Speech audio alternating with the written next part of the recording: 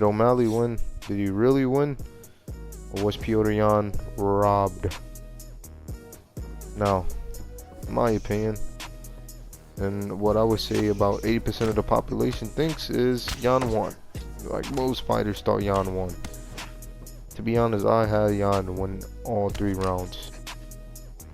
People are saying, oh yeah, O'Malley, but he showed hard. He did good. He hurt Yan.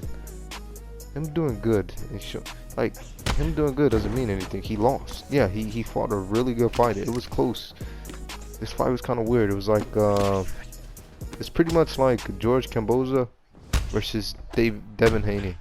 Like it's close, but it's obvious who's winning. But it's a little bit. It's not all the way there because Devin Haney just dominated George, even in the second fight. The second fight was a little bit closer, but yeah, it was a close fight. But I mean, it was pretty obvious who was winning. I felt like Yan landed more strikes, and I do not think O'Malley landed that many significant strikes. Because dude, he was throwing jabs and he was literally throwing 1-2s the whole time. I'm like, yo, what is Sean doing? He was literally throwing 1-2s the entire fight. He barely threw any other punches. I was just like, what is, like, that's very, like, it's repetitive, and it's like you're creating a pattern, and it will overextend a lot, and I say that a lot, but Yan didn't capitalize on it. He let him do it, but Yan was doing what is what most fighters do when they go against O'Malley.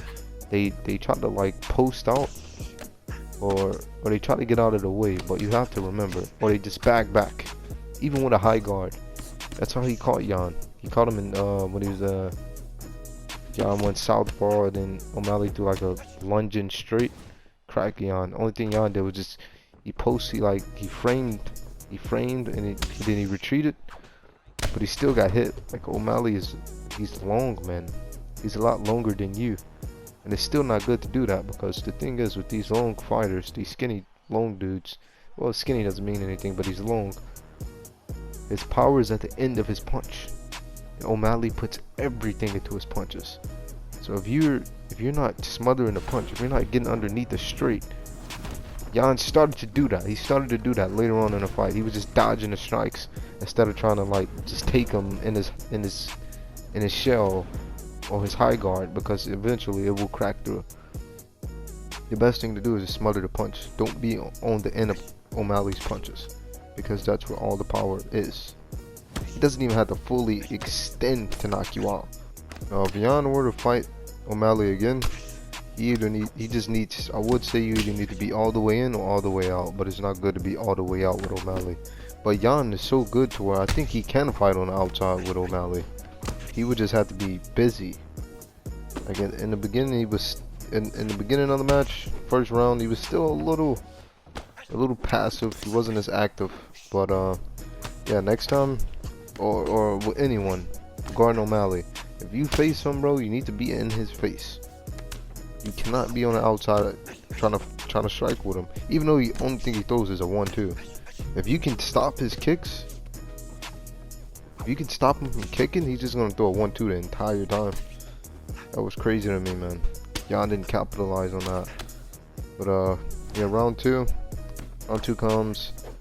O'Malley rocks Petr Yan when he frames and then tries to retreat, and then Yan does the same to him, and then Yan basically just takes him down and controls him.